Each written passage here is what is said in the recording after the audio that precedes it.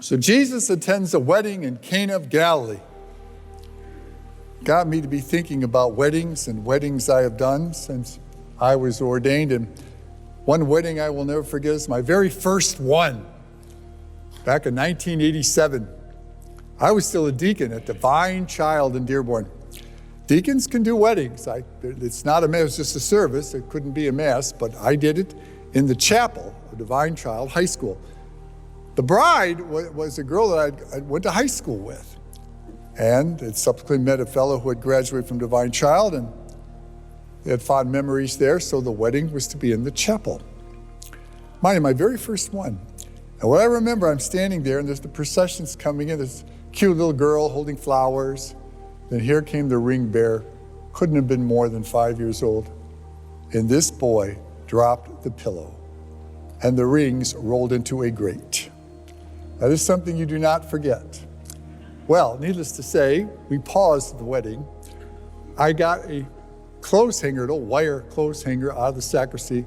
We unwound it up, and he hooked it down. You know, the hook part, we stuck it. Me and the best man did this.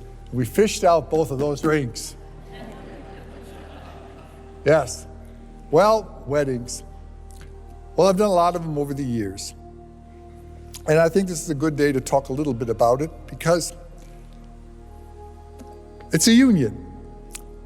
It's a physical union, an emotional union, an intellectual union, and a spiritual union. They're all very important in a wedding, in a marriage, all very important.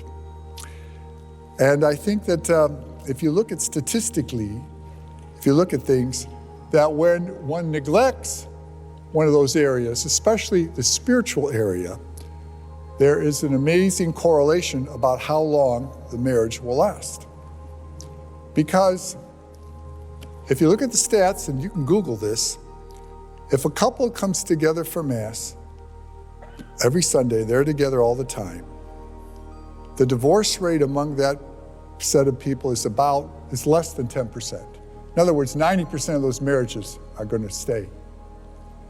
But if one partner comes, another one doesn't, about 40% of those marriages will end up in divorce and 60% will stay.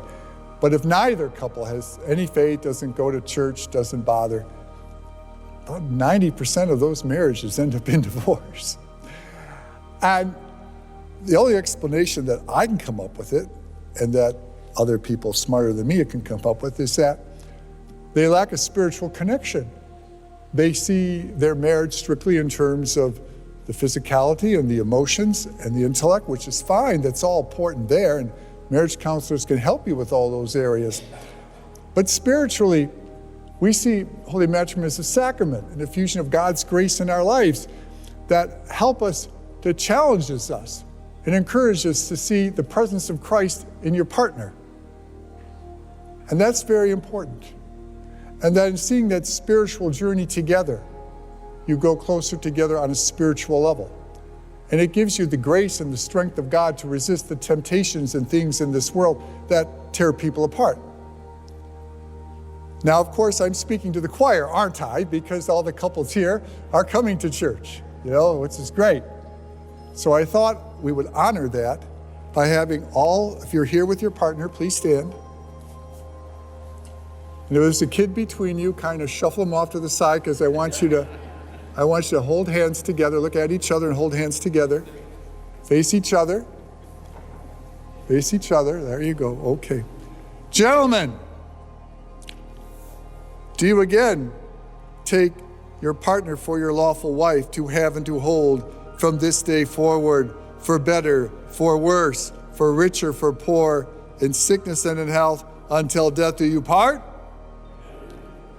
Ladies, do you again take your partner for your lawful husband to have and to hold from this day forward, for better, for worse, for richer, for poor, in sickness and health, until death do you part? You have again declared your consent before the church. May the Lord in his goodness strengthen your consent, fill you both with his blessings. What God has joined, we must never divide. Now give them a big kiss and a round of applause.